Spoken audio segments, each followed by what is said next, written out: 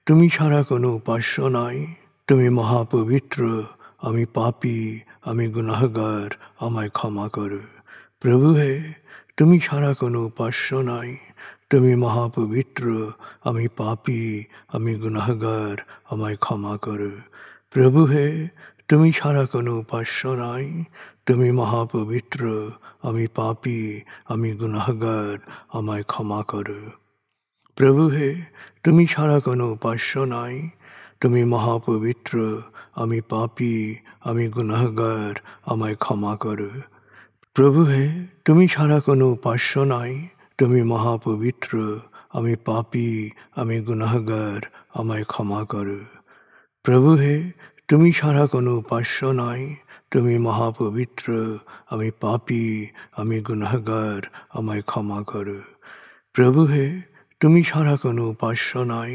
তুমি মহাপবিত্র, আমি পাপী, আমি গুনাহগার, আমায় ক্ষমা করো। প্রভু হে, তুমি ছাড়া কোনো উপাস্য নাই। তুমি মহাপবিত্র, আমি পাপী, আমি গুনাহগার, আমায় ক্ষমা করো। প্রভু হে, তুমি ছাড়া কোনো উপাস্য নাই। তুমি মহাপবিত্র, আমি পাপী, আমি গুনাহগার, আমায় ক্ষমা করো। প্রভু হে, তুমি ছাড়া কোনো উপাস্য নাই। তুমি মহাপবিত্র, আমি পাপী, আমি গুনাহগার, আমায় ক্ষমা করো। প্রভু হে, তুমি ছাড়া কোনো উপাস্য নাই। তুমি মহাপবিত্র, আমি পাপী, আমি গুনাহগার, আমায় ক্ষমা করো। প্রভু হে, তুমি ছাড়া কোনো উপাস্য নাই। তুমি মহাপবিত্র, আমি পাপী, আমি গুনাহগার, আমায় ক্ষমা করো। প্রভু হে, তুমি ছাড়া কোনো উপাস্য নাই। তুমি মহাপবিত্র, আমি পাপী, আমি গুনাহগার, আমায় ক্ষমা করো। প্রভু হে, তুমি ছাড়া কোনো উপাস্য নাই। তুমি মহাপবিত্র, আমি পাপী, আমি গুনাহগার, আমায় ক্ষমা করো। প্রভু হে, তুমি ছাড়া কোনো উপাস্য নাই। তুমি মহাপবিত্র, আমি পাপী, আমি গুনাহগার, আমায় ক্ষমা করো। প্রভু হে, তুমি ছাড়া কোনো উপাস্য নাই। তুমি মহাপবিত্র, আমি পাপী, আমি গুনাহগার, আমায় ক্ষমা করো। প্রভু হে, তুমি ছাড়া কোনো উপাস্য নাই। তুমি মহাপবিত্র, আমি পাপী, আমি গুনাহগার, আমায় ক্ষমা করো।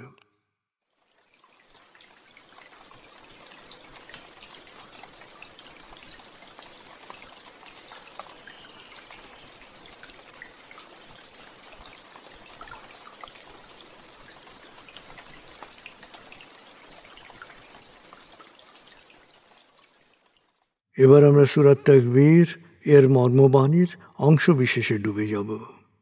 তারপর ডুবে যাব আজকের জন্য নির্ধারিত সূরার তেলাওয়াত ও মর্মবাণীতে। 81 সূরা তাকবীর। দয়াময় মেহেরবান আল্লাহর নামে।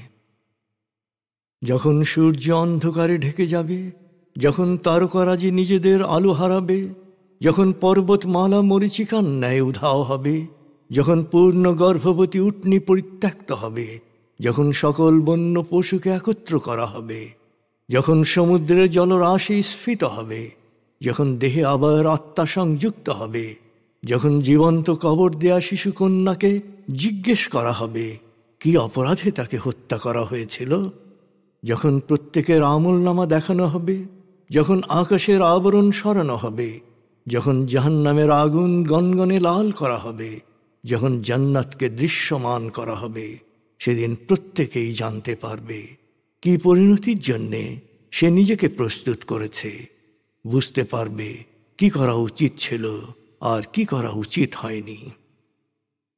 সাক্ষী আবর্তনশীল নক্ষত্র, কক্ষপথে দৃশ্যমান গ্রহসমূহ যা এক সময় অদৃশ্য হয়, সাক্ষী রাতের অবসান মুহূর্ত এবং প্রভাতের আগমন কাল। নিশ্চয়ই এই কোরআন আরশের সার্বভৌম অধিপতির নিকট উচ্চ মর্যাদা সম্পন্ন সম্মানিত রসুলের মুখ নিঃসৃত, যার কথা অবশ্যই বিশ্বাসযোগ্য ও মানা উচিত।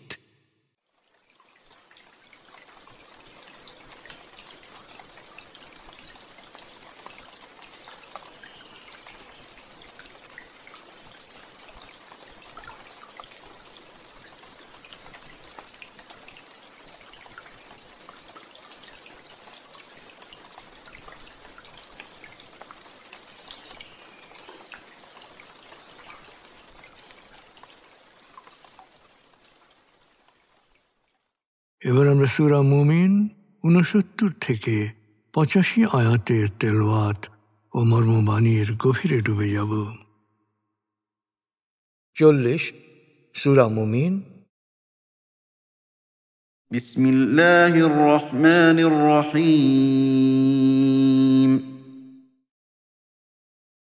ألم تر إلى الذين يجادلون في آيات الله أنى يصرفون الذين كذبوا بالكتاب وبما أرسلنا به رسلنا فسوف يعلمون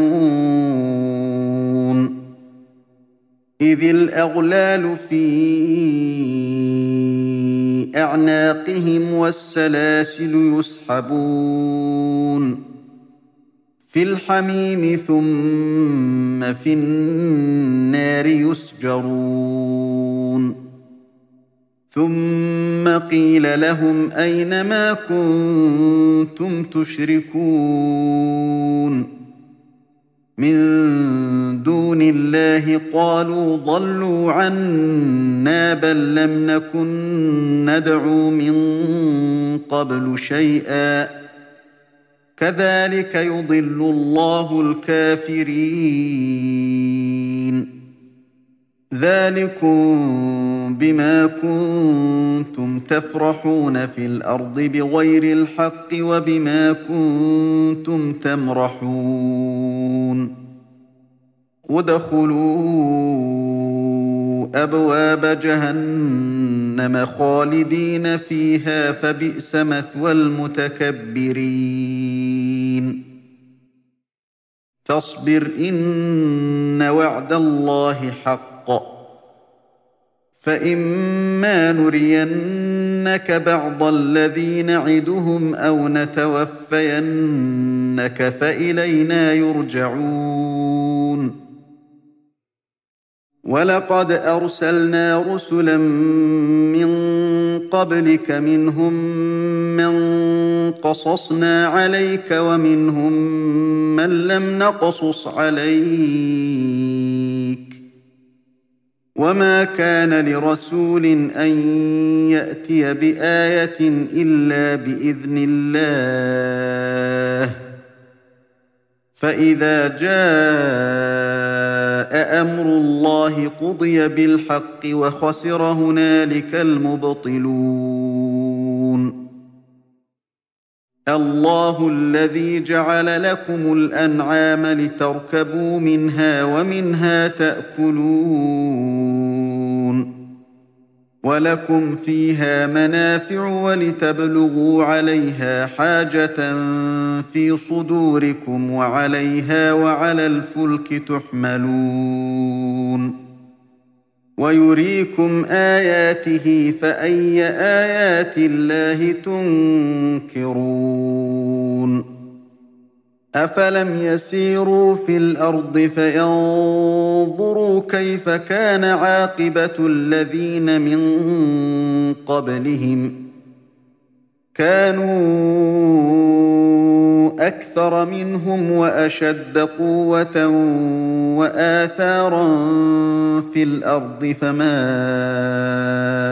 أغنى عنهم ما كانوا يكسبون فلما جاءتهم رسلهم بالبينات فرحوا بما عندهم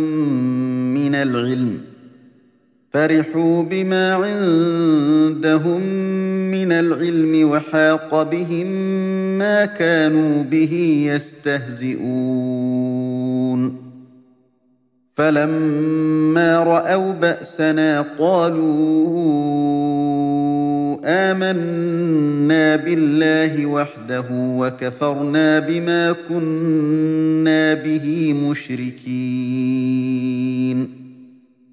فلم يك ينفعهم إيمانهم لما رأوا بأسنا سنة الله التي قد خلت في عباده وخسر هنالك الكافرون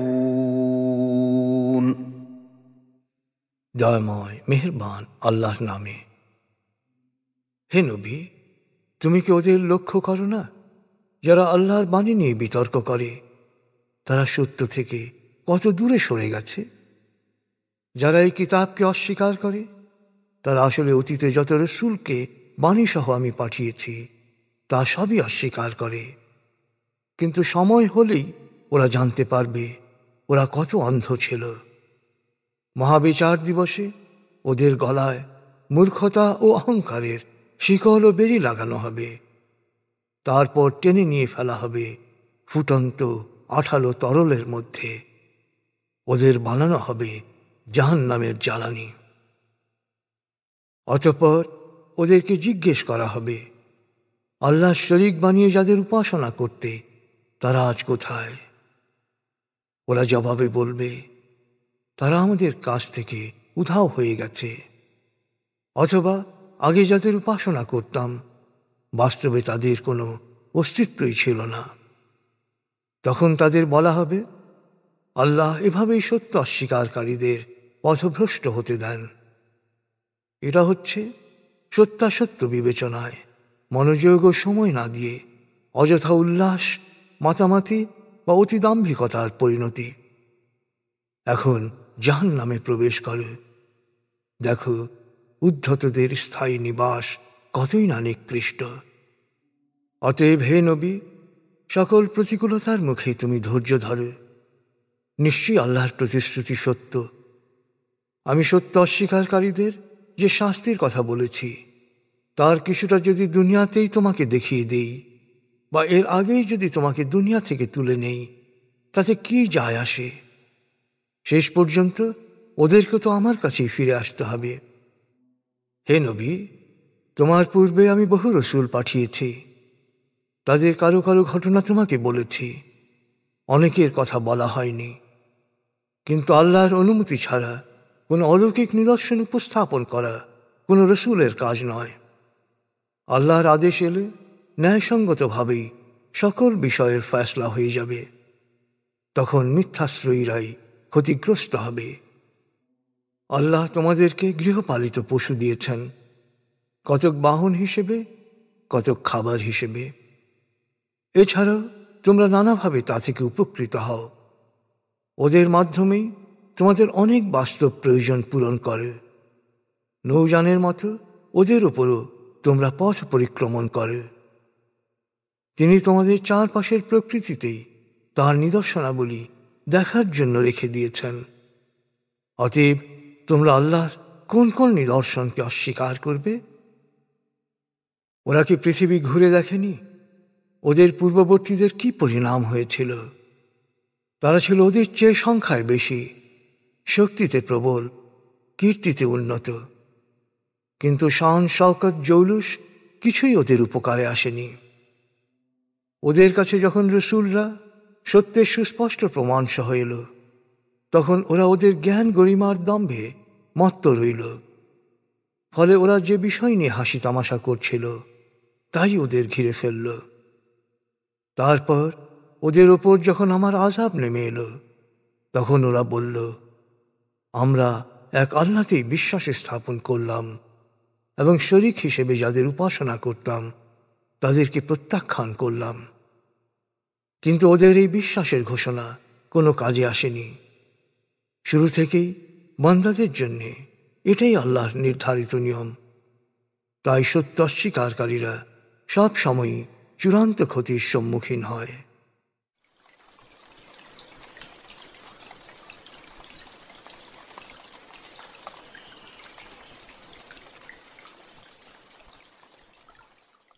আপনি এতক্ষণ মর্মবাণীর গভীরে ডুবেছিলেন। এবার আপনার মনে মর্মবাণীর যে বিষয়গুলো দাগ কেটেছে সেই বিষয়গুলোর ভাবনায় ডুবে যান।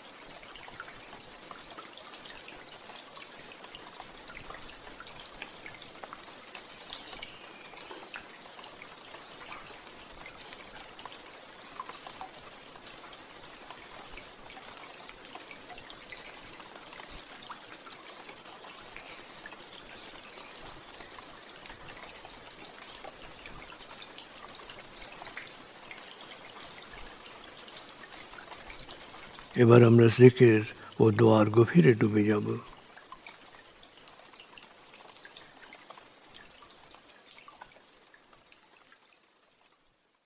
এবার হালকাভাবে চোখ বন্ধ করুন, লম্বা দম নিন, নাক দিয়ে দম নিন, আস্তে আস্তে মুখ দিয়ে দম ছাড়ুন। দম নেবেন পেটে, ছাড়বেন মুখ দিয়ে। দম নেওয়ার চেয়ে দম ছাড়তে সামান্য বেশি সময় নিন। দম নিতে নিতে ভাবুন প্রকৃতি থেকে আফুরন্ত প্রাণশক্তি শরীরে প্রবেশ করছে, আর দম ছাড়তে ছাড়তে ভাবুন শরীরের সকল দূষিত পদার্থ বাতাসের সাথে বেরিয়ে যাচ্ছে। নাক দিয়ে দম নিতে নিতে ভাবুন প্রকৃতি থেকে আফুরন্ত প্রাণশক্তি শরীরে প্রবেশ করছে, আর মুখ দিয়ে দম ছাড়তে ছাড়তে ভাবুন শরীরের সকল দূষিত পদার্থ বাতাসের সাথে বেরিয়ে যাচ্ছে। দম নিতে নিতে ভাবুন প্রকৃতি থেকে আফুরন্ত প্রাণশক্তি শরীরে প্রবেশ করছে, দম ছাড়তে ছাড়তে ভাবুন শরীরের সকল দূষিত পদার্থ বাতাসের সাথে বেরিয়ে যাচ্ছে। দম নিতে নিতে ভাবুন প্রকৃতি থেকে আফুরন্ত প্রাণশক্তি শরীরে প্রবেশ করছে, আর দম ছাড়তে ছাড়তে ভাবুন শরীরের সকল দূষিত পদার্থ বাতাসের সাথে বেরিয়ে যাচ্ছে। দম নিতে নিতে ভাবুন প্রকৃতি থেকে আফুরন্ত প্রাণশক্তি শরীরে প্রবেশ করছে, আর দম ছাড়তে ছাড়তে ভাবুন শরীরের সকল দূষিত পদার্থ বাতাসের সাথে বেরিয়ে যাচ্ছে। এবার দম স্বাভাবিক হতে দিন। স্বাভাবিকভাবে নাক দিয়ে দম নিয়ে নাক দিয়ে দম ছাড়ুন। আপনার অঙ্গ শিথিল ও নিষ্প্রাণ হয়ে আসছে। এবার নাক দিয়ে ধীরে ধীরে দম নিয়ে বেশ সময় নিয়ে ধীরে ধীরে নাক দিয়ে দম ছাড়ুন। দম নেওয়ার চেয়ে ছাড়ায় সময় একটু বেশি নিন। ধীরে ধীরে দম নিন, ধীরে ধীরে দম ছাড়ুন। ধীরে ধীরে দম নিন, ধীরে ধীরে দম ছাড়ুন। ধীরে ধীরে দম নিন, ধীরে ধীরে দম ছাড়ুন। ধীরে ধীরে দম নিন, ধীরে ধীরে দম ছাড়ুন। ধীরে ধীরে দম নিন, ধীরে ধীরে দম ছাড়ুন। এবার দম স্বাভাবিক হতে দিন। আপনি এখন দম খেয়াল করুন। বাতাস নাক দিয়ে ফুসফুসে প্রবেশ করছে, আবার বেরিয়ে আসছে। আপনার পুরো মনোযোগ নাকে দমের প্রবেশ পথে দিন। বাতাস স্বাভাবিক যাওয়া আসা করুক, আপনি শুধু দম খেয়াল করুন।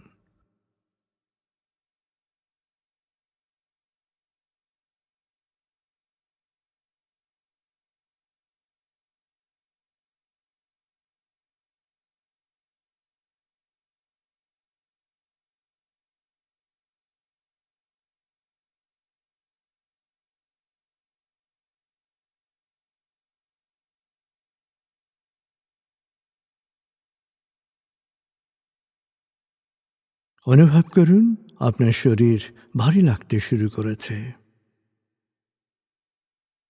আরাম আরাম আরাম অনুভব করুন শীতলতা স্রোতের মতো, বরফ গলা পানির মতো আপনার মাথা থেকে শরীর বেয়ে নিচের দিকে নেমে যাচ্ছে।